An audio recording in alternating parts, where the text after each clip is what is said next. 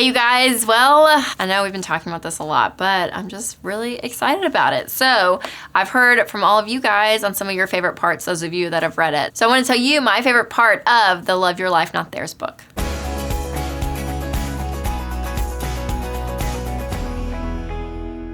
So this whole comparison living thing is like so good for me to like remind myself of how to quit the comparisons, because it's something that I fall into almost on a daily basis when I'm like on Instagram and Twitter. So I like literally go back and like read some of the words I wrote. Believe what you wrote, Rachel, believe what you wrote. But one of the parts of this comparison living that is so difficult is because of social media, you see a window into everyone's life. And so we don't know what the reality is. So you see a redone kitchen, you know, where Joanna Gaines, it looks like she walked in and like waved her wand and everything matches. You know, you see these pictures of these amazing places or amazing homes. And so what we don't know is the behind the scenes. And so we have to remind ourselves, like, we don't know if they took out a second mortgage to redo that kitchen and now that bill is like stressing out that marriage. Or we don't know if they worked their butts off for 3 years and sacrificed vacations and then went and paid for that. The idea of not having assumptions on people's life either way is so healthy. It's such a good balance. And I'm guilty of this sometimes, especially if I'm in a point where I'm like so tired. I feel this need to like go on vacation and I see someone's vacation picture like that afternoon.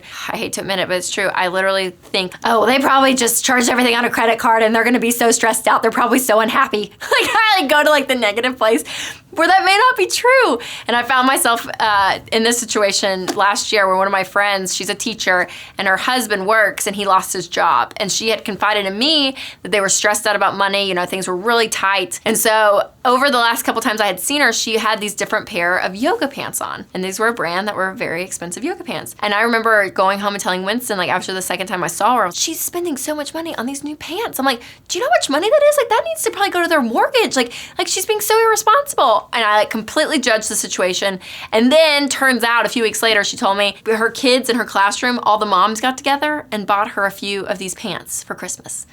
And I'm like, there I am completely judging the situation. And it was horrible. So those are moments where I'm like, you know what? The comparison trap is real and we need to be aware of it. And sometimes we have to put healthy boundaries in relationships or on social media. But at the end of the day, we don't know what's behind the picture. Good or bad, we don't know. So that's why tunnel vision, people. We gotta have tunnel vision. Focus on loving our life and not everyone else's. So that's my favorite part of this book. And I would love to hear your favorite part. So go on Instagram, go on, as we just bashed Instagram, but you know what I mean. Go on Facebook or Twitter or anywhere and share your favorite part of this book and use the hashtag LYLbook. Thanks you guys for watching the video. Again, check out this book if you haven't already and subscribe to my YouTube channel and then watch this video on how to make savings a habit.